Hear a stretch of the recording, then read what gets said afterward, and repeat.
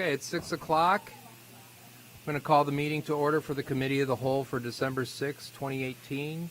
Can we have roll call, please? Mr. Gentry. Here. Mr. Guerin. Here. Mr. Troy. Mr. Quagliano. Mrs. Melendi. Here.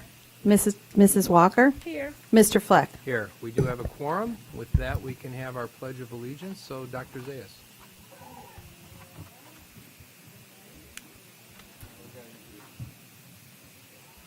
Yeah, I know. I need to fill that out, yeah.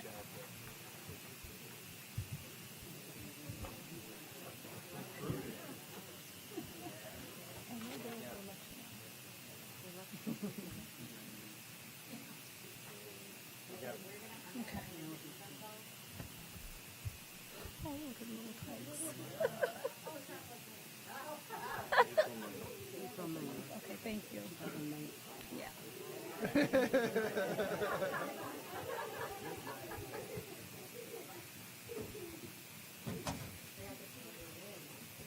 see the parents are ready with their cameras, so just be patient.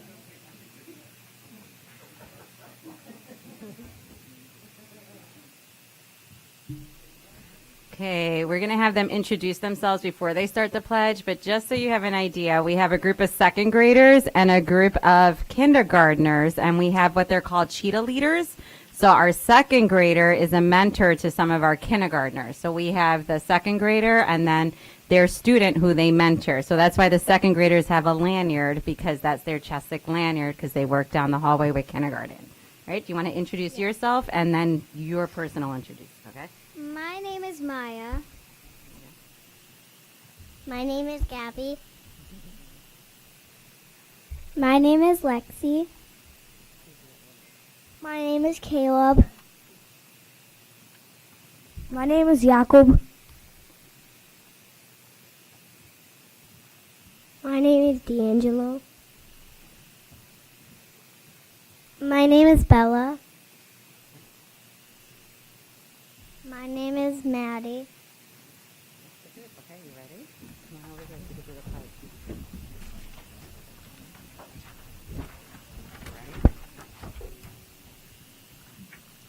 I pledge allegiance to the flag of the United States of America and to the republic for which it stands, one nation, under God, indivisible, with liberty and justice for all. You guys get to take over the meeting now, so come on up here. Chair. Up there? You could go up there. Here, I'll show you. Over here. You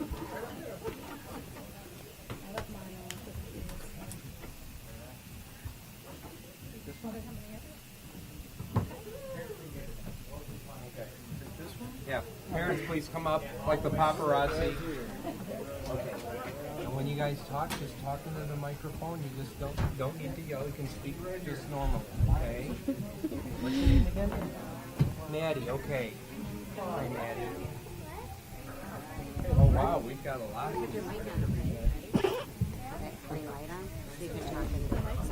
Clearly, you got the best seat.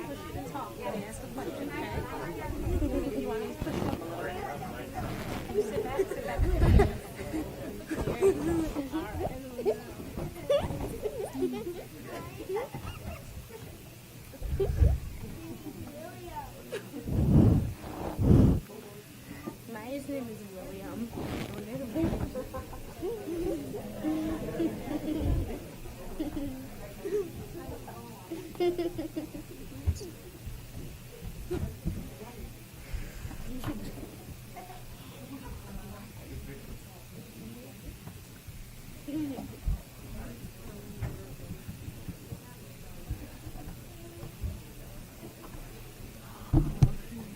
All right. A couple of milestones today. We had the first parent-student selfie right over there. We got probably the biggest group of the year, and maybe the best-looking group so far. So, great.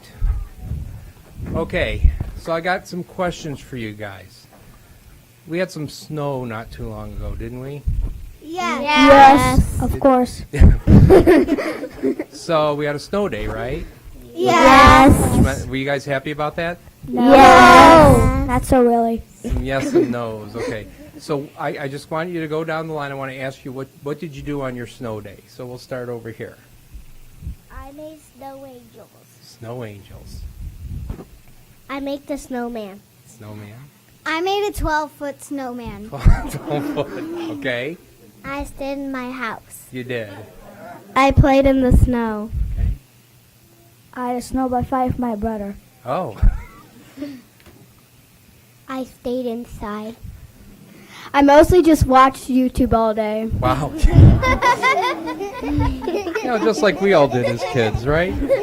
So that's very interesting. So I didn't hear anybody say I studied all day or I read or I got my homework done. So you must have had fun on your snow We day. don't have homework on weekends. Oh, you don't? Okay. Well, that's good. I was kidding anyway. Snow days are for fun. Now, we got a holiday coming up. What's the holiday that's coming up? Christmas! Okay, so you guys ready for that? Yes! Not It's St. Nicholas Day today. Oh, yeah. Very good. You guys got this down. All right, so you ready for winter break and everything? Yo! All right, good. Okay, we're going to go up and take a picture with you guys, so you guys could just stay there. We'll come up behind you, and then you guys can stand up next to us, and we'll have all the parents come back up. We'll take some pictures, all right? Thank you.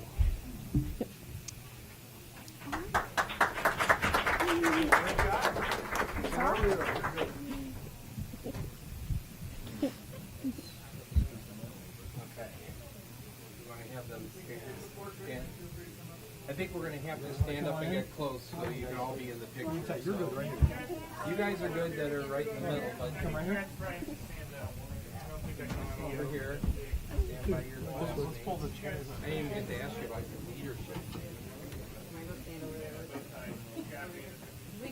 We got a stool here. Oh, there you go. It's usually mine, but you can stand on my stool. That's all. Okay. Get two on here. Okay, come over.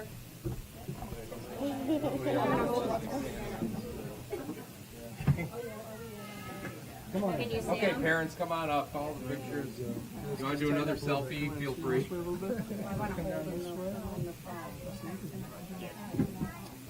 Sean's gonna get in there, 'cause I'm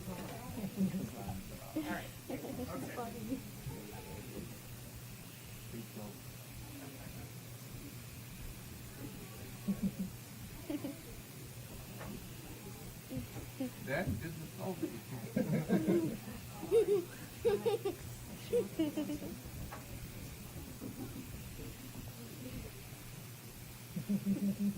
Oh, yeah, one more.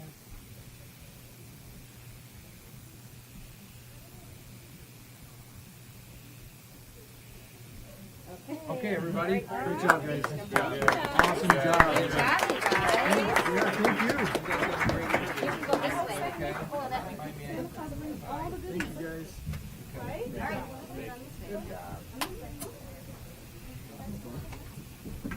Cheers.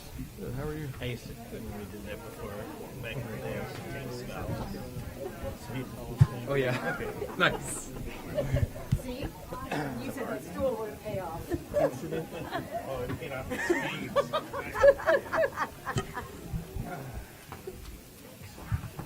Thank you, parents, for letting us share your kids with you and Yes. with us.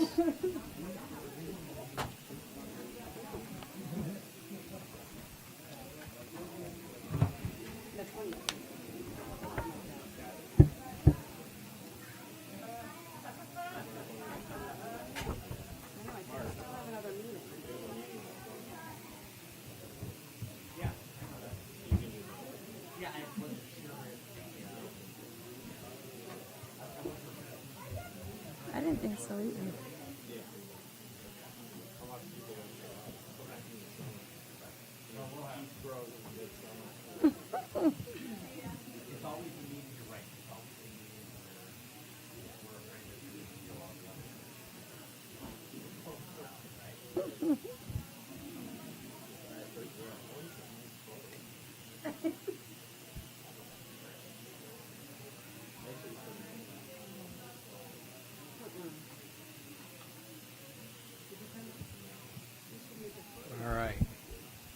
They brought their entourage, so we have a smaller audience now.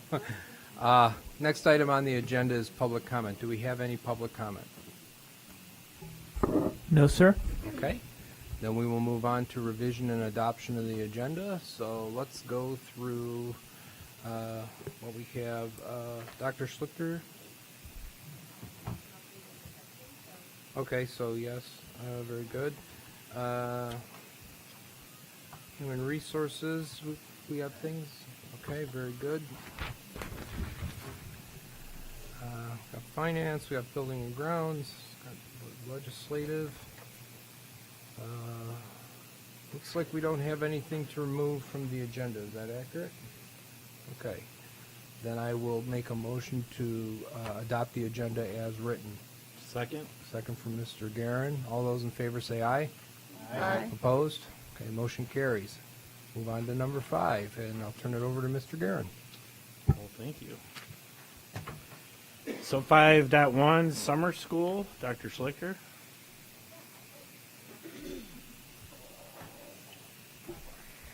So this is actually a little bit early. Normally we would bring this discussion in February, but we just wanted to kind of get a little bit of a jump on it to make sure that we could get our families the dates if they're planning some summer vacations. Summer doesn't feel real close at this point with the weather, but it's coming up. So essentially what we're looking at is a fairly standard summer school schedule. Just a couple items of note are in the memo.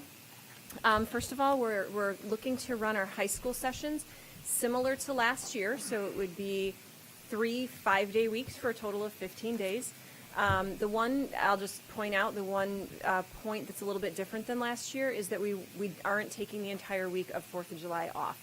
The reason for that is simply because it pushes us up then with our second session so close to the beginning of the next year that we just can't get our systems rolled over. As I said in the memo, it's kind of it's a celebration. I know Dr. Budzinski's been working so hard on our integrated data systems. The more integrated it is, though, the more it all has to roll at one time. And so we need a little bit of time for that.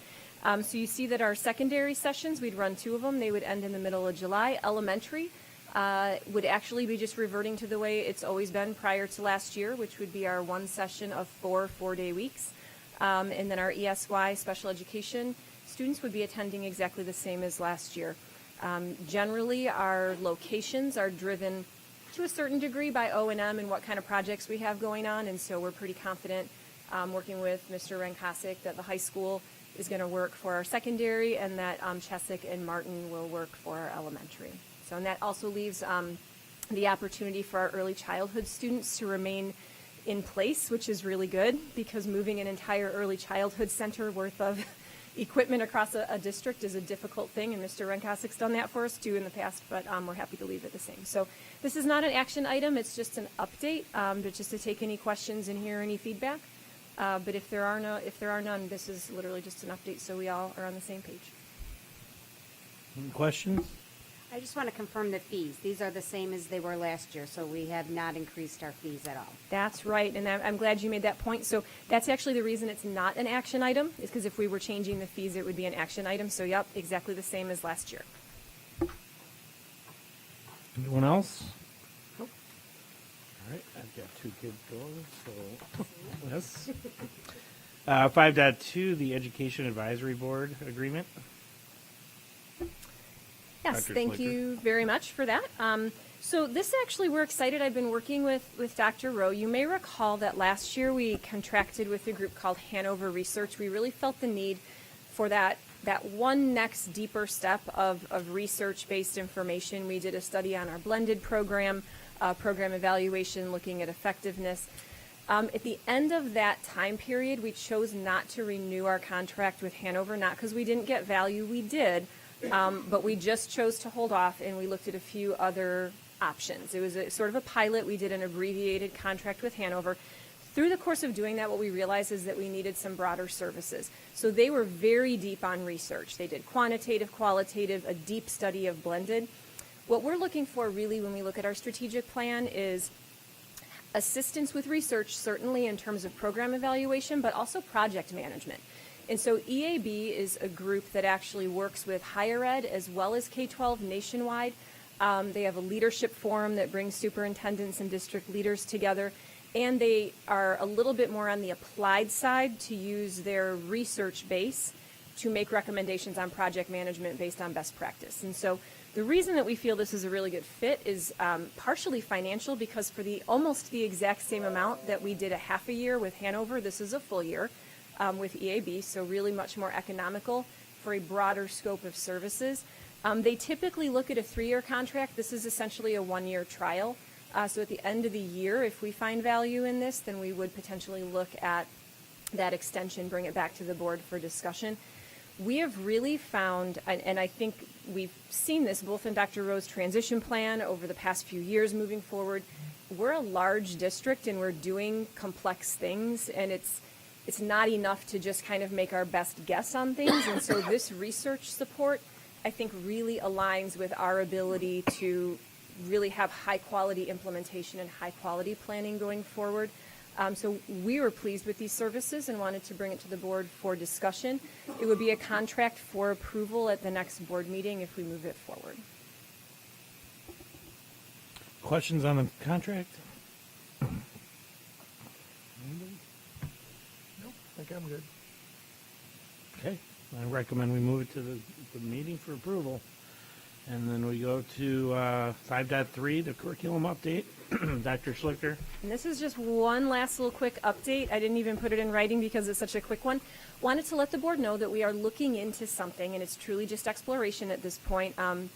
We've been excited to be able to implement orchestra for our students. We've rolled it up into the high school. And now we are looking at the feasibility for elementary, because what we would really like to do is to start orchestra and band in 5th grade. And so we're looking at a couple different models of what that would mean. There's not that many different ways to do it. There's a couple different ways that are very feasible. There would be a little bit of a financial implication as well as some staffing implications, so that's what we're studying a little bit more.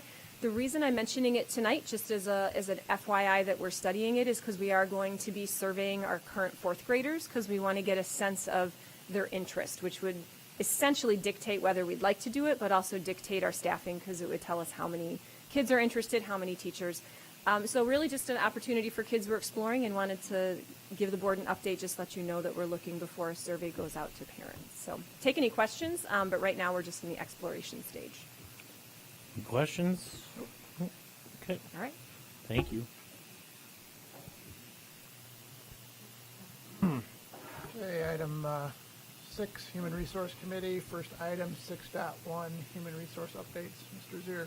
Yeah, just a few updates here. We completed open enrollment. We have shifted our open enrollment into November, so we closed that up and are getting ready to have those new rates go into effect on employees' January 10th checks. So that was very successful. We had a new company that we were onboarding with this year, and that went very, very well. So we're glad to report that. Also, something I didn't have on here, we got yesterday our interactive health report updates on our final numbers, and not what we wanted to increase in terms of employee participation. That's the health screenings that took place back in October. And last year we had 458, and this year we had 465. And we continue to hear reports from employees that are catching some significant health issues where they are having the screening and they are getting calls the next day that you need to seek treatment, you need to go to the emergency room. So some underlying health conditions are being identified through this health screening. So actually we heard one today, so that we weren't aware of it. Heard that this afternoon. Dr. Rowe and I were in a meeting, so glad that is benefiting the employees in such a way. And so the remainder of that report are just some surveys we have and salary studies reports we have coming up for ISB and LUDA. Any questions on any of those items? Not, we'll move on to 6.2. I believe this is an item we've talked about before, but the air brake endorsement memo of understanding.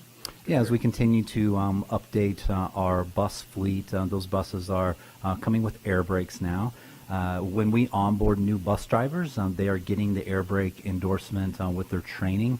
So we have some bus drivers that have been with the district for a while who need to do that training separately. So this memorandum of understanding would provide their rate of pay for 6 hours of that training that would take place on our site. We have trainers who do that here. Any questions on that item? Okay, if not, we'll move that forward for approval next meeting and move on to 6.3 resource officer contracts. Again, Mr. Zaire. And these are the contracts for the resource officers for next school year with the Village of Algonquin and the Village of Lake in the Hills. So we've had some discussion on this, so we'd be adding a resource officer to both campuses. They would be headquartered out of our middle schools. So here are the details of that. We'll take any questions on any parts of the contracts. Just does the higher reimbursement rate party know about the lower reimbursement rate party? They do. They are all aware. They're all Okay. aware. And I just to speak to that, I had very productive and positive conversations with both entities, and then actually Huntley as well, as we will look to eventually we'll be returning to update the agreement with Huntley to mirror these new updates. Our agreement with Huntley has been in place for 20 years, and now that we have Mr. Dean, he kind of normalized the process and then the contracts and are more standardized with Algonquin, Lake in the Hills, and we'll want to update Huntley eventually. But as for these items, the conversations with both villages and chiefs and their attorneys, it went very smoothly. They are aware of different rates, but we have a long-standing, like I said, 20-year agreement where we share 50% of the costs with Huntley. Entering in a new agreement where we had that precedent set, Lake in the Hills was in full agreement to accept that. And then Algonquin has the same, if not longer, 20-year agreement with their school of a 66%.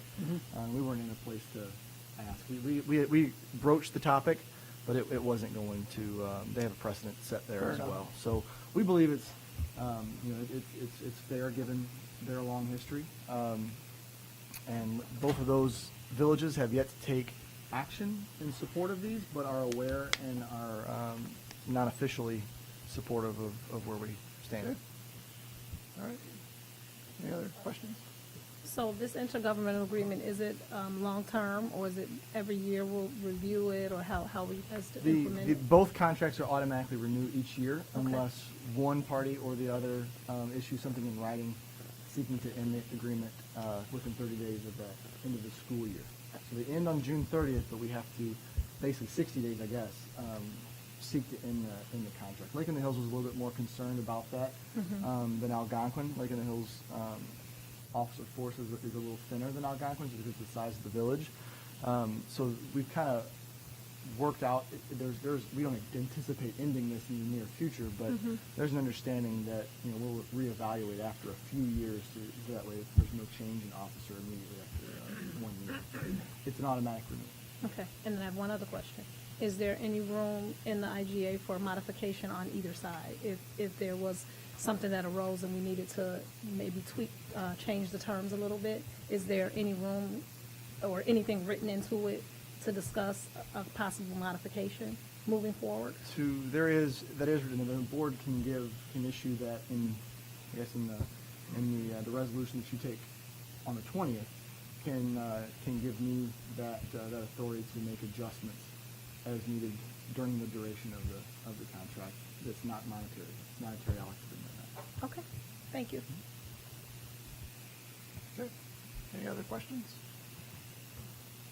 All right. If not, we'll move that forward for approval and hand it over to the Finance Committee, Mr. Quagliano. Okay, Finance 7.1, our payables, we have our purchase orders, impress checks, accounts payable, and disbursements listed.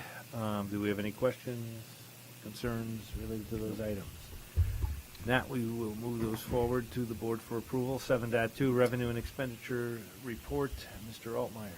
Thank you very much. You have the October 2018 financial executive summary in front of you. For the 4 months to begin fiscal year 19, we are continuing to track with budget.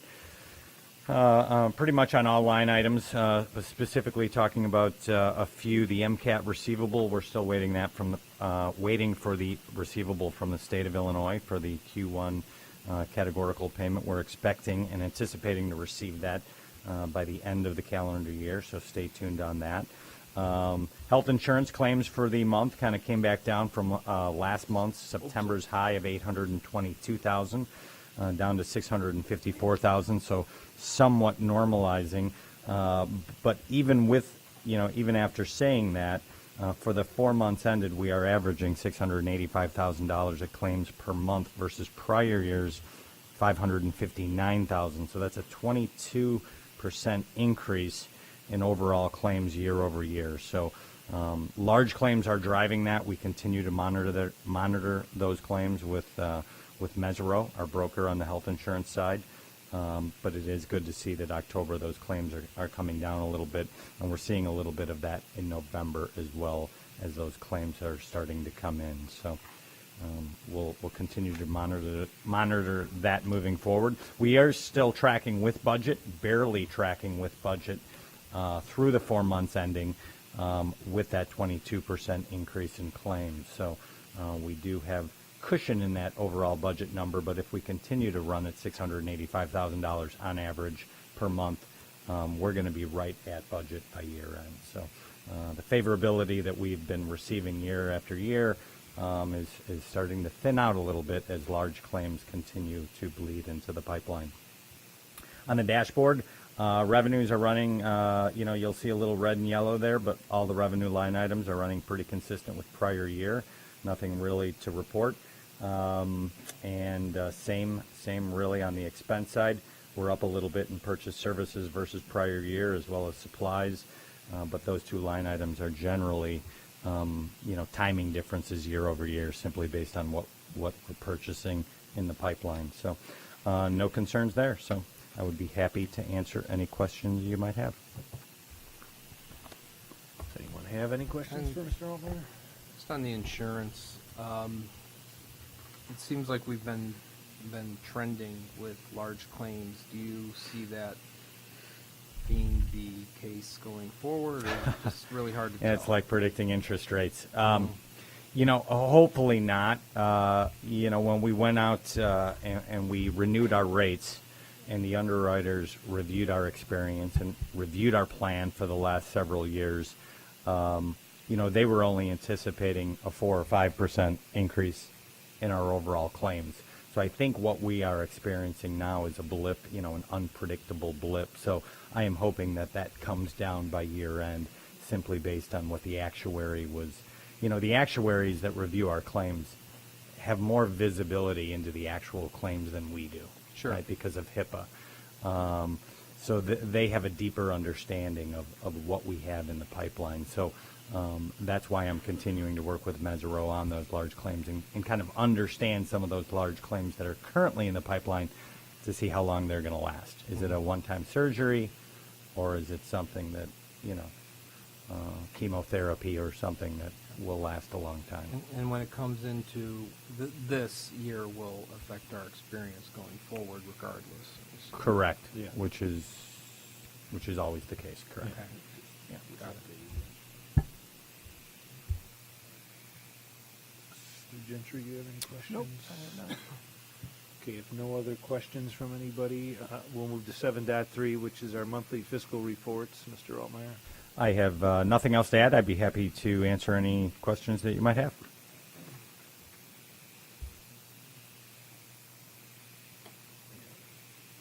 I'm good. I have no questions concerning that. Nothing No. here. Okay. Very good. 7.4 is our revenue contract. We have, I believe, one. Malnati's Pizza. I'm off with that. No problem there from my end. Anybody else good? Okay. Board samples? Yep, exactly. I think that's worthy. Yep, we'll move that forward to the board for approval. We will move to building and grounds. Mr. Troy. Thank you. 8.1 O&M updates. Anything to highlight on these updates? Mr. Nkosik? Yes. Been a busy month. We opened bids for 3 categories of work. We've got a large service contract bid that's going to come later this month, our ground services contract, which is expired. I have 2 of the 3 bids we opened to present to you, and the third one, the roof restoration, we'll bring to you next month. We just opened those just very recently and haven't evaluated and interviewed the bidders yet. Mr. Troy and I interacted with our agent we've worked with to guide us in our electricity procurement of late. And we homed in on a retail electric supply position through July of next year. We feel that that's a good place to be, because before we get to July, we'll have a better understanding of what our timeline is specifically for commercial operation of our solar installation. The price we secured was, if you take last year's similar month's consumption and you compare those rates with the rates we got with the new program, I think we're in the whole $6, which is pretty good for the size budget we have for energy. So energy is flat in the next period, which already starts this month. Usually our bills come in the 9th, 10th, or 11th of the month, and after the meter reads in December, we'll be in that new rate structure. So we got that in time. Solar. I had asked our partner, Forefront, to give us a Gantt chart of how they feel the rest of the project is going to roll out. And they gave me a conservative projection. And already, after I received it and sent them a little email, there was a dialogue that followed that says, well, if things go well, it could be sooner. But they're talking about starting construction in June, which is about 6-7 weeks later than what they had predicted before when they were talking about their commercial operation date of in the fall. So, I mean, it all depends on how the lottery time takes with the renewable energy credits, and that'll be really the driver for the next step, and the ComEd smart inverter rebate application that they have to submit. There has been a third party had gave me a tip and did some research, and Mr. Altmaier and I had a teleconference today talking to our consultant and our partner about some rigmarole that ComEd has published a comment document related to an ancillary document that goes along with the solar initiative. It's called a disclosure statement that Forefront will have to fill out. And in the comment on the disclosure statement, the ComEd lawyer took the liberty to add some other comments about appropriate application of PPA in the net zero metering environment. So Forefront's diligently working on this in the background, and we're already doing that. They said they didn't want to give us any more information until the information was final for us. But they recognized that there were other states, and Mark, please chime in if I missed something here, because this was just fresh today. Some other states have already been through this, and there's some ways to position our contracts, which may require a little amended documents or something that they didn't talk about money yet, to just reposition our relationship with them so that we can stay in the same model we're in. No one seems to appear that this is anything real exciting. Go ahead, Mark. Yeah. No, I was just going to jump in. None of this would impact the lottery, which is still scheduled, on or about January 15th. So per Forefront, everything they're hearing is that the lottery is scheduled to go, same timeline. A lot going on behind the scenes, but the first step is being approved for a PPA, essentially, not community solar, but net metering, right? SREC, and Forefront is still feeling that we're in the game. There's a lot of people submitting, but based on how many people are submitting versus what they have for community solar, that they are still fairly bullish that we will receive the allotment of SRECs to move forward. So everything that we're talking about with this ComEd issue will be subsequent to the lottery process. So the first step is making sure we can move forward based on that lottery, and then we'll deal with Forefront, if we need to, on this whole ComEd issue. So that's good news. Is Forefront sharing any information they have on how many people are going to be in the lottery, how many of their own deals that we're competing against, perhaps? Do we have any of that information? There's a few huge commercial customers in the PPA model, not community solar, but just a PPA. One being Walmart. That was in the energy world. That was a huge announcement a few months ago. And they're gonna have a large, I think it's a couple hundred megawatt installation somewhere in Illinois. Yeah. Well, there's Walmart, there's Home Depot, there's Amazon, and there's Illinois Toolworks. 3 of those companies don't get much bigger. They're some of the biggest companies in the world. Right, and they're all PPA, but even having said that, Rachel, which many of us here have met Rachel, still feels, based on their knowledge of what is in the pipeline, aside from those customers, that there is still enough to make sure that the majority of those people, net metering, PPA, will receive the energy credit. We'll know when we know. Go on.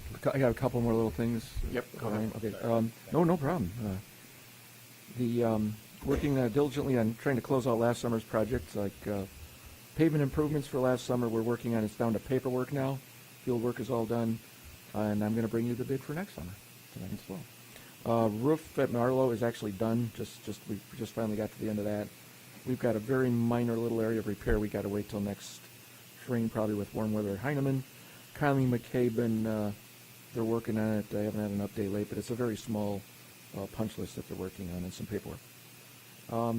Attachments, fourth quarter demand load response program participation dollars we received. There's a statement that we got our quarter is 9,500 this time. It's varies. It's an annual variation based on how the PJM auction goes, and we're in the new year now with that, so it's a different rate.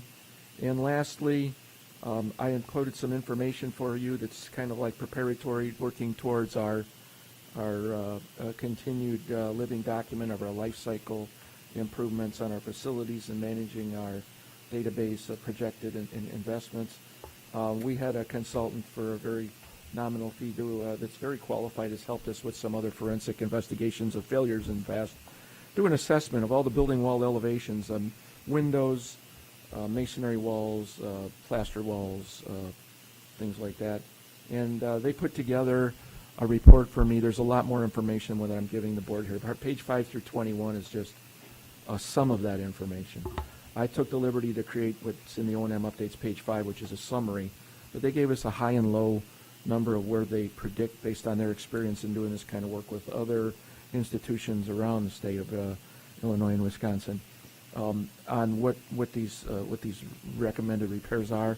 I want no one to be concerned here that the sky is falling. We have a lot of significant problems with our building elevations. What these are mostly are things that they and I recognize are things that are good maintenance practices, so we keep water out of our walls to slow down degradation of those facilities. We don't have a lot of leak complaints in the facilities, but this is something we would look at and maybe plan out over a large number of years to keep us. It's a good tool for us to say, pick a number of years and say, okay, divided by so much, how much a year do we need to invest in masonry walls? And this is suggesting a little more than what I've proposed in the last couple of years, that we need to enhance that. And I'm not surprised, because our buildings are aging. They're not brand new anymore. So there you have it. Be happy to answer any questions. Well, I'm glad you said it, because I was pretty concerned when I first looked at it. Okay, because I don't know if 10 years ago when Doug was doing his 10-year outlook, whether he had this kind of level of cost that you were presuming might. I had about $75,000 a year. Okay. All right. So I'm probably thinking we need to be more like in All right. 150 So to 200. the sky's not falling down on this. It's again, but I see the condition on some of these, and some of them aren't. When they're poor, that's not good. I mean, they're getting older, but they're not that old, the buildings. Correct. And their exteriors, It's, so I'd expect to last. Yeah. Well, with the constant battle, this is one of the areas. It's probably one of the higher maintenance cost things that a school district can experience. The top three to me are the roofs, the pavement, and the walls, and the masonry walls. And masonry walls, everybody thinks this is solid surface. I guess It's that's what I'm cement thinking, and it's yeah. brick. The reality is, it's porous. It Right. takes on water. Yeah. And we live in a part of the country that has some of the highest number of freeze-thaw cycles in the nation. And so when that water gets in there, it freeze-thaws, expands, contracts, and cracks things up. It's just not uncommon. Okay. All I won't jump. We did make a nice investment. The board approved an award, and we just finished a smaller project that I don't even have it on the list to repair some masonry walls at Martin School. Some of you may be aware that there were some places where we had a garbage can on the floor in the hallway for a few weeks. There were some pretty major things there, but they're fixed. All that wonderful snow and rain that followed that we had, which should have brought water in the building if we had issues, we didn't have one leak, so we fixed it. Okay, any additional questions, concerns from the board? All right, thanks for that report, Doug. 8.2, floor finish replacement bid. This is a pretty aggressive program. It just happened to fit in. We had last February's report for added value item for the administration and principals for some of the smaller pieces like main offices and things and multi-purpose rooms where we had some floor finish replacement to consider. And then in the August life cycle report, I had hallways in 2 more of the schools and classrooms and budgeted for in 1 wing of each of Chesac and Legee. To continue our program, we've already been through the high school with the replacement cycle, and but to continue that program, to keep our buildings in good order, we put together a bid package. I have to tell you, there looks like there's a widespread of bids here, and the low bidder made a very obvious mathematical error and immediately sent me a request to be removed. But they have their bid removed, and the other 2 bidders are still really good numbers. And one of the reasons this is, gentlemen, is because of the volume of work, and because we are, in the way the budget cycling is work, and that we're getting ahead of the game on the summer season, if you will, bidding things that happen in the spring. We've got some really good numbers out here. People are liking to fill their book of work, and we're giving them an opportunity to give them like 18 months to figure out how they're going to work around our school schedule to get this work done. It should probably, most all of it, be done by the end of next summer. But if it doesn't, some of the smaller pieces could be done in the following winter break and spring break, if need be. But it fits into the way our budget model is, finance model is. So be happy to answer any questions. Okay, any questions from the board? All right, if there's no objections, we'll move that forward then. Okay. 8.3, change order number 5 to the contract for Abbey Paving and seal coating. This is some of the paperwork I talked about with closing out the last summer's pavement improvement work. We had some emergency repairs that had to be done. We actually had a storm sewer extension going on, and undocumented on the as-built records and utility atlas, there was what was a water main that was right intersecting where storm sewer was going. So we had to have some emergency repairs done, and it was just a loose end where the contractor and our civil engineer never really came to a final agreement on a cost, reasonable cost, and tallying all the inventory of hours and materials and subcontractors and things to get that done. And a couple other minor storm sewer connections. In addition, there is some credits because our civil engineer on this project, they provide engineering estimates of quantities of materials. In the municipal world, they actually don't have a hard number. They actually have a unit price, and the work just goes along, and they tell you it as they go. And school district here, we haven't worked in that environment ever. And so, but our contractor understood that our engineer their bid was based on the quantities listed in the engineer's estimate, and there were some unit prices for various parts of that project that if there were any variations, it would be plus or minus on the overall cost in the end of the day. And so we're afforded recognizable savings there, net savings on the contract as an outcome of this aggregate of all the little changes in the change order there and our reconciliation of background checks. So be happy to answer any questions. I'm all for getting a credit. So any questions from the board or the committee? All right, any objections to moving that forward then? Okay, we'll go ahead and move that forward. 8.4, pavement improvement bid. As you can see on page 3, we had a very good turnout. This is the reward we get for getting out to bid early. These contractors really liking the idea of getting their book of work filled for next summer. Very good contractors, some of these on the list again, and good numbers. We're tracking real close to engineer's estimate on this, so we're feeling good about this.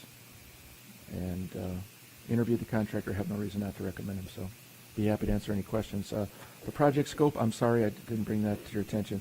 Legee, all the staff parking lot and the access drive around the back by the receiving area and door 30 there, that some people know if they've dropped their students off in years past. And Huntley High School, that little piece of asphalt in the front that's been neglected between the flagpole and the main old west entrance there, where it's the only piece that hasn't been replaced in recent years. In addition, at Heinemann, all the staff lots and bus lots around that building. Okay, any questions from the committee? Yeah, yes. Jump We have right in. a ton of bids, all of which are all over the engineer's estimate. So what's up with that? I'm not sure that they put a couple of little things in there that I had asked for in the 11th hour. I was talking to our geotechnical engineer, and I said, shouldn't we put some under drains under the pavement in places where we want to manage the moisture in the subgrade a little more aggressively to avoid things? So we added some under drains. It'll extend the life of that pavement quite a bit. The other thing I can tell you is, yeah, they are. You're right. They are a little high. I actually had a little higher number myself with my experience. I've been tracking our expenses in the last few years, but Okay, I'm just. I can't really give you much it's more than that, about, Tony. No, which is fine. It's more about but this is- HR Green on top of what they're doing on this, and maybe just going back to them. And I don't have a problem. I mean, obviously, you got plenty of bids here, so you know they're all competitive, and the lowest one ends up not being that far above. But I'd still probably go back to HR Green and ask them what the heck, you know, just for future purposes on other stuff. Yeah, especially with 11 bids, you'd think we'd be In the and universe. the tolerance is pretty tight among the 11, but they're all like Tony said, they're all high. So So, no, like I said, no biggie, but I think it's worth circling back to them and asking. I will do that. Why they seem to be so far off here. All right, any additional questions? Any objections to moving this forward then? Okay, we'll go ahead and move that forward then. And last one, 8.5, change order number 1, Procom Systems. Yes, our Chief Security Officer, Adam Dean, is with us tonight, and he is hands-on taking charge of that project, and this is really his to present. Good evening, members of the board. You do have in front of you the change order number 1 of the memo to the keyless entry system contract. Take a minute, look it over. If you have any questions, please do ask.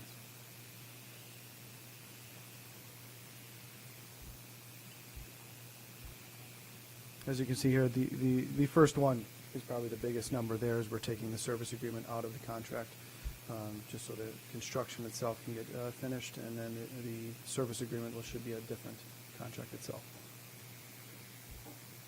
Do you expect it to be still a similar amount, though? Yes, ultimately? we do have it in writing. It is going to be the same amount. Okay. There's going to be no change to that.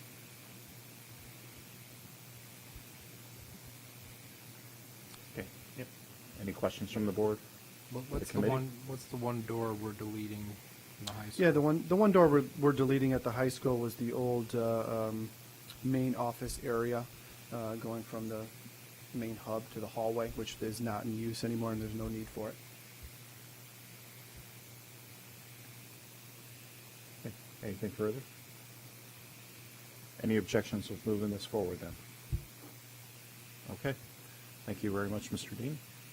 And that's the end of Building and Grounds. Legislative Committee, Mr. Fleck. All right, Legislative Committee, we'll save the any legislative or quasi-legislative things that happen at the conference. We'll save that for our delegate. if he so chooses to talk about it. But down in Springfield, we had the veto session. Two major bills that didn't even come up were SB 2892, which was the minimum teacher salary. Didn't affect us, but it affected a lot of downstate districts, and it had some other things tied to it that actually could be an issue. And then SB 2572 that had to do with minimum hours of PE per week. It's my understanding that those might come up in the lame duck session in a couple weeks. Is that? I look over to the person that's always in Springfield, and so. Okay, but. We don't know what's on the Okay. agenda yet. All right. Or they might reintroduce them with the new. I would think I would guess with those two bills at this point, they will hold them and reintroduce the language under a new bill number in the Okay. new session. Okay. Very good. So that's all I know about what's going on in Springfield. Do you have anything you'd like to share? Are we good? Okay. Any questions?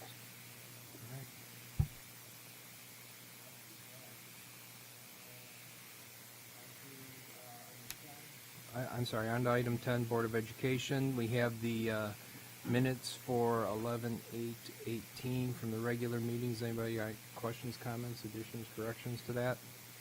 Okay, we'll move that forward. And with the committee of the whole from November 1st, same thing. All right, good. 10.2. This is the meeting where we get to share our experiences at the III conference. So I'm going to open up the floor to the members of the board. We'll just kind of go down the line and just take a few minutes, talk about what you saw there, what impacts that had with your experience, and we'll start with Mr. Troy.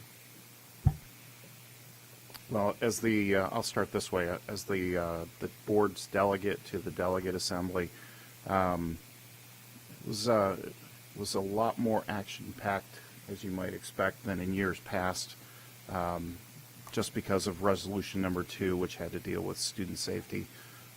It was a heated debate in there. There were a lot of people that stood in line to have their say, pro and con, for this particular resolution. However, just a fraction of those people that stood in line actually got to speak. At one point, there was a delegate who called the issue to question, and once a vote was taken, the discussion was immediate. Once the vote was taken and passed, the discussion stopped. And I found that particularly interesting because there are obviously a lot of people that had a voice and had an opinion to say.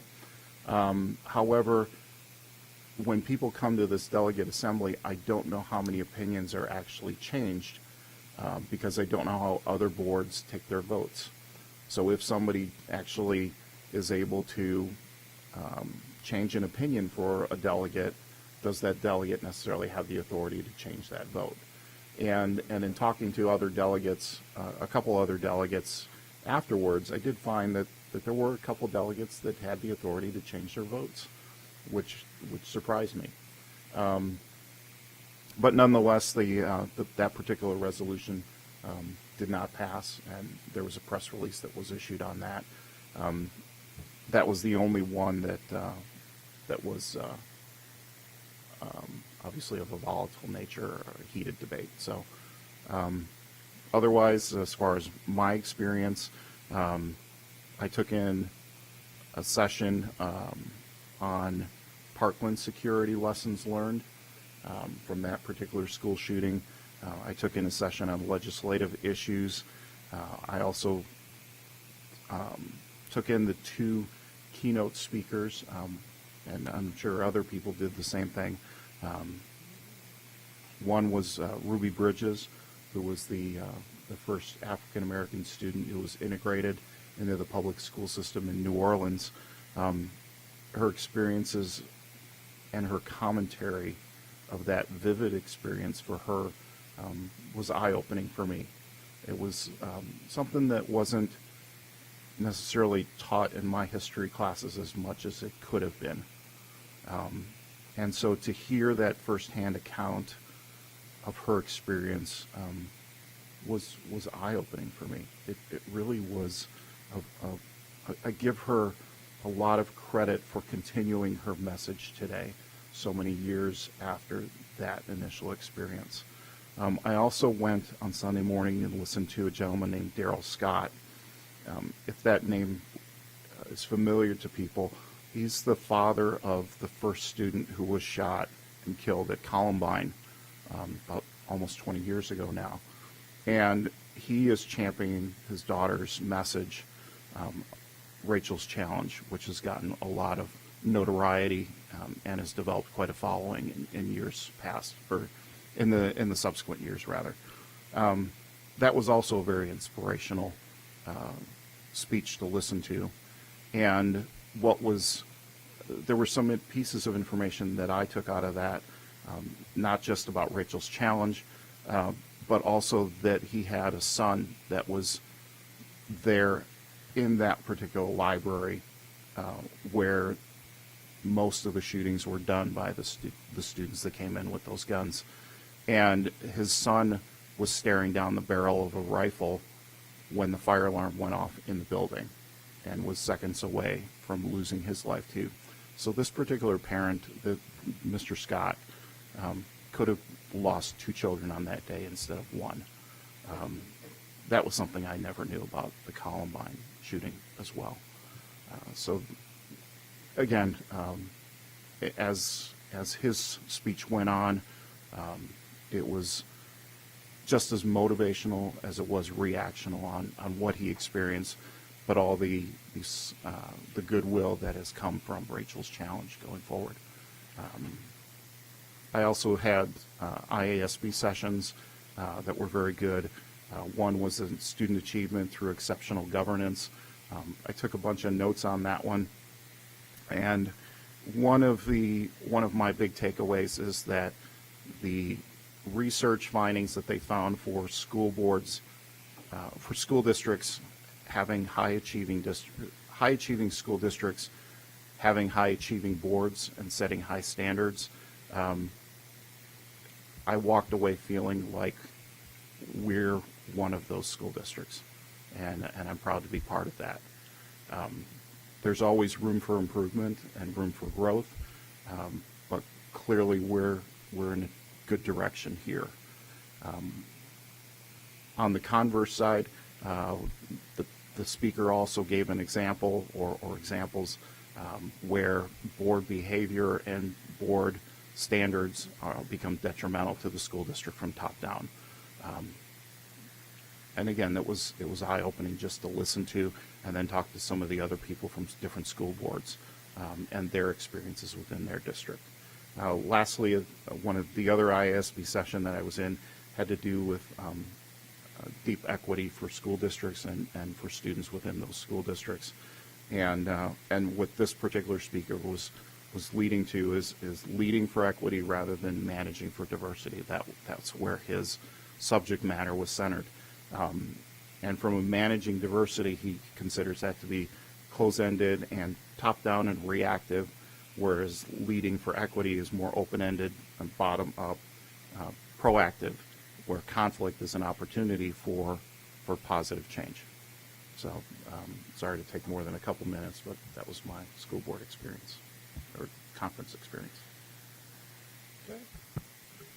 I'll try to start with the ones I found mundane first, and then end with the one I found most meaningful. But went to a total of 5 sessions. The one with the title of the most mundane was related to legal topics and the harassment subject matter, which I didn't find too helpful. So next one was not that it's not meaningful, but superintendent evaluation, and learned a lot about the things we already do. So there wasn't a whole lot of incremental insight to those sessions. So, in a way, I feel good about that. Again, disappointed that there wasn't a whole lot new to talk about. Next one was in the kind of what I put as number 2, compensation model. There was a district that went through some of the concepts that they developed getting both variable CPI component into their contracts as well as a reward for merit and performance, and had some success stories there. So I thought that was good. And one of the things that really came out of that was, even with the talk about merit, they seem to have an effective way of not inhibiting collaboration amongst the staff, which I thought was interesting. And I'll save all the other top secrets for the next time we have to talk about that topic. And then what I found the most meaningful was really a extended session on how schools address social emotional needs of students. And I really kind of came into that session thinking, about all the cultural topics around, inter-school or intra-school culture items where, how do you develop a culture where students are supportive of students? And really what I got was a lot of different topics around the challenges that students face outside of the school. So it was eye-opening in a way because, the answer always ended up being all of the above. Things around parent situations, family situations, mental health, sibling situations, those type of things. And really, how do we identify those and be cognizant of those? And, talked a lot about trauma-informed care and those type of topics. Did come away with one quote that I actually wrote down verbatim. It was, "They don't care how much you know until they know how much you care." So I thought that was kind of telling in terms of how do you reach the students in some of these tough situations and how do you help them overcome those hurdles. But the thing that I came across, again, that wasn't really baked into there is those cultural things within the student population, that the things within the four walls of the school that can be done to help the culture, help the support across students and those type of things. So, I think that's probably one of the more critical things that I think all schools face in terms of trying to help students look out for each other. And then the second session of that same section was a school district talking about what they called period 2 concept.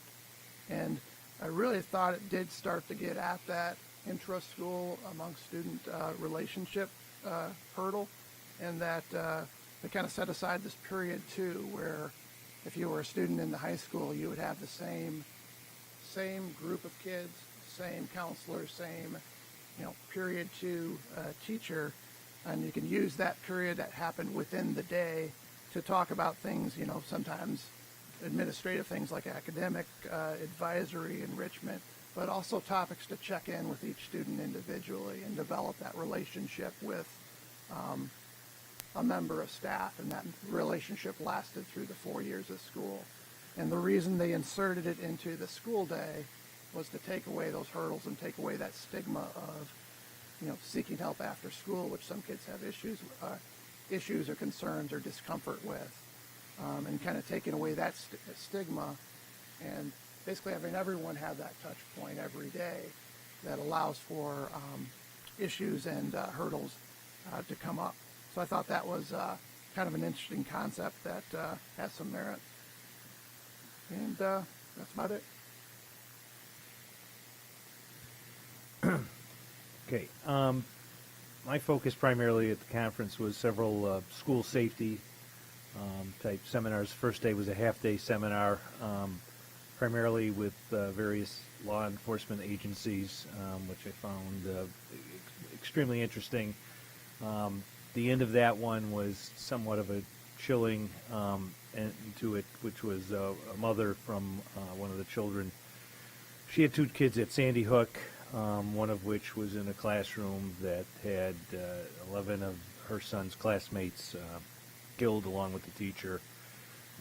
He was not. He actually, when the gun jammed, her son actually ran from the building. Extremely chilling. I kind of wish they would have started with her in that seminar to kind of, it would have been a little more poignant coming at the start and then utilizing the law enforcement's discussion on the topic. Thought her at the end, doing it at the end kind of was, it wasn't anticlimactic. It was just, I just thought it was in the wrong order of presentation. But again, what you got out of that is Sandy Hook really, even though Columbine came before that, Sandy Hook really kind of crystallized certain things that are being done, and I know certain items that are done, I can see what were discussed there, that things that were lacking at that time, how they exist currently in our system of safety, and just was a little bit, the whole thing was a bit numbing, just the level of the scope between law enforcement and the school district, and the measures these days that need to be taken in regards to our student safety. It's a shame it has come to that, but that was, again, part of the reason why I did these sessions, was to get a better sense of the depth of it, and to, again, to make sure that we're at the forefront of that student safety type of thing. So I did that along with another session on a different day. The other session I did was actually Dr. Rowe's session on our competency-based pilot that's going on, and Dr. Rowe was a presenter along with, I believe, 5 others that were there. Dr. Rowe had the unfortunate pleasure of following one of the most dynamic speakers I think I've ever heard at that conference, from the high school principal from Proviso East, who was just exceptional, and Dr. Rowe was exceptional himself following that up. But it was very interesting. Actually, it was an interesting format of presentation in that their presentations, their PowerPoint slide can only be there for 15 seconds or 20 seconds? 15 seconds per slide. And so it was a quick, fast-paced, fast-moving, so it really tested Dr. Rowe, his presentation skills, and he did a great job. In that sense, I'll let him talk a little bit more about that. But it was very interesting to see the different manners in which across the state this is being implemented. So I found that very interesting. Mostly my day. And the only other thing I'll say is, again, one of the things that you get out of the conference is just the time spent with both the members of the board and the administration who are attending. I just find it extremely valuable time spent discussing a lot of different things that everybody's going to. So it's just a really rewarding time being spent down there each year.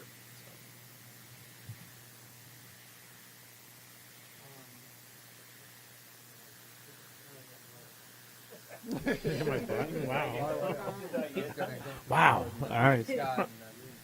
I found it extremely valuable to spend time with our other board members and administration, time that we don't really have to share here, especially our newest board member and her husband. It was really great to meet him and get to know her and all that. I think it's really important.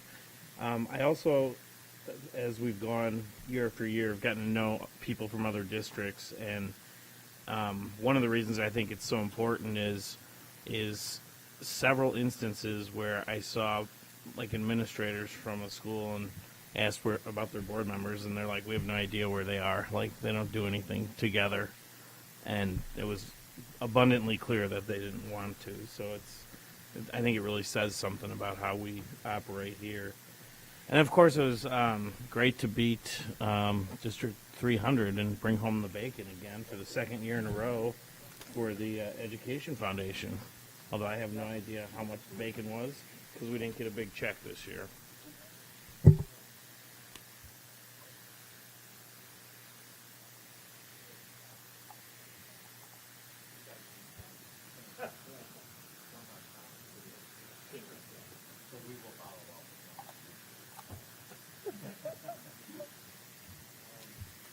Leslie wasn't able to attend this year, so we'll skip over her. We'll go to Rashawn. So I just want to say thank you, Bill. It was very nice getting to spend time with all the board members and meeting other family members. My husband and I both really enjoyed ourselves, and we felt very welcomed. So thank you guys all for making us feel welcomed and a part of the board. I attended professional development, leadership training, and performance evaluation the first day. So it was broken into 2 sessions, and they talked about basically your performance on the school board, the culture of the school board, making sure that you're you're developing policies and procedures together, and you're discussing it amongst the board, and you're making sure that you the lawyers in the room were really good to me, were great speakers, because they really made it a point to talk about separating your emotion of how you feel about the topic or the issue, and just voting based on what you think is best for the district, not how you personally feel, which I personally pride myself on being able to separate emotions, because I think for some people that's very difficult. So I really enjoyed that portion of it, listening to the attorneys talk about the professionalism of being a school board member and developing new school board members, and being the newest school board member. I really took a lot away from that session. And then, so that went all day. That was half a day talking about basically performance and evaluation. And then they talked a little bit about restorative justice, which is I'm very passionate about. I really believe in restorative justice a lot. So it was interesting to hear that a lot of schools are now undertaking it. Before we moved to this district, in our old district, my husband and I both did a lot of restorative justice for juveniles, and it was rewarding. So it was very rewarding to hear that they're starting to implement some of those practices now all across Illinois. So that was interesting. And then the next morning, I got an opportunity to hear Ruby Bridges speak, and I agree with Paul. I'd heard the story, of course, being of African-American descent, about her being the first African-American to integrate the school system in Louisiana. But to hear her speak about her experience and what she thought as a child, I thought every person in America should hear that, because it was just so breathtaking, the way she articulated the story and her innocence. And it was very clear that she was a very innocent child, like any child, and that the things that she thought compared to what people were saying. So I really, really enjoyed her presentation and the way she articulated that story. So that's one I will never forget. And then I did a lot of law enforcement and local law enforcement and school seminars later throughout the day. I kind of, peeked my head here and there.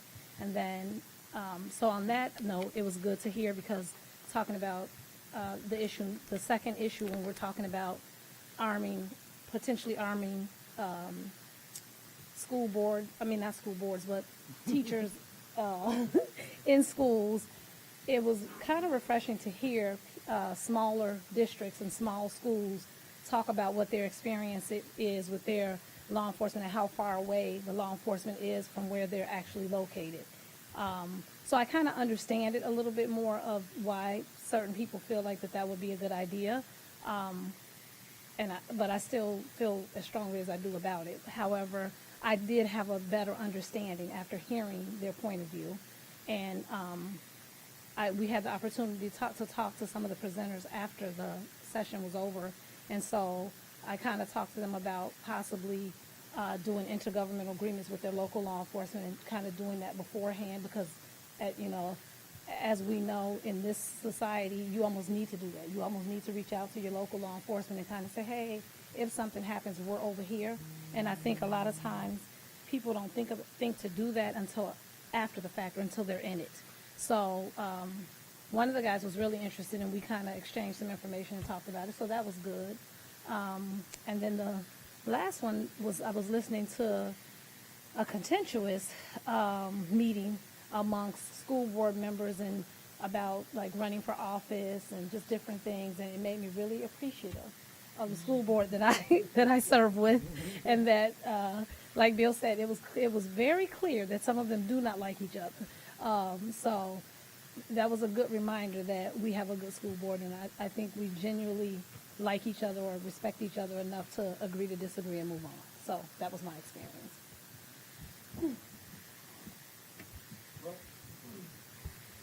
My conference attendance is new to this position. I'm soaking up as much information as I can about aspects of our field that I haven't had personal experience with thus far. So, yes, I presented with 5 other of the cohort or the pilot school districts on what we're doing in competency-based education. And what's really interesting with that is, if you ask 5 different people how they see personalized learning and how we should personalize education, and eliminate the factory model of education, you're going to get 5 different explanations. And that was evident in the presentations from some of the schools, say, downstate or that are dealing with a little bit with more of a workforce need and pursuing the career pathway passes to personalization, which makes sense in their community. Whereas in our community, we're taking a little bit more of a education reform, blow up the model of school, which I believe fits our need, and I believe which is why we were invited to be on this panel, because it's unique to the pilot. I also focused on collective bargaining. I attended a session with Mr. Zaire for a half day on the collective bargaining, which was somewhat enlightening, but like you, Kevin, I was very happy to leave the session saying I knew most of these things already, so that was good. I spent the rest of my time attending a number of the legislative sessions, as that's an area that I'm eager to dive into this spring when our Illinois government is back in session and stirring up trouble again in Springfield. So one of the biggest topics that I'm hoping they're going to address, and there's going to be a little internal pressure down there, is this 3% cap that we're all experiencing is going to cause major problems for us. And there was a lot of debate about that. And what was really interesting for me is that we have to remember that our legislators sometimes are victim to a bad bill that gets snuck in at the 11th hour. And the 3% cap that now is in place on all educators in the final years of their career, or a school district is penalized for going over that, they didn't take into account a lot of the extenuating circumstances like coaching or taking on an extra class. And a lot of the things that educators do that we didn't necessarily go to school to be an educator to do, like, directing a play, or, coaching basketball or football, or a club like, drama or speech. And that could potentially cause school districts a lot of problems. I was confident in the fact that that's going to be a topic that I believe the unions are going to place some pressure down in Springfield, and we'll hopefully see at least some amendments to that law. But it was surprising to me that there was a level of unawareness around how big of a deal that is for us from some of the legislators that were there, but they listened, so I was appreciative of that. And then to follow up on Rashawn's comments, the Tri-Conference is the only professional development that our school board members have. And believe it or not, if you watch the video on School Board Appreciation Day, they are not paid $40 or $6,000. This is a voluntary office that they're elected to, so they're donating their time to us on average of probably 20 plus hours a month. And I know that's a fact because of how closely I'm working with them now. And when you have a really strong school board, they blow right past that 20 hours a month without thinking twice about it, whether they're donating their time to serve at our Ed Foundation Fireside Feast, or reading a 200 to 300 plus page document to prepare for these board meetings and take them very seriously. Not only are we lucky to be able to work together the way we do here, but in seeing some of the boards in III and hearing stories about how challenging it is, and to watch how seriously all of you take this professional development opportunity, from taking off work on Friday and giving a weekend away from your families to learn and better our school district. It makes me very happy to be able to work with you, and I appreciate all of you very much for being leaders in the state in that regard. So another successful conference. Thank you. Thanks. It's really hard to go last when everybody's said everything you want to say.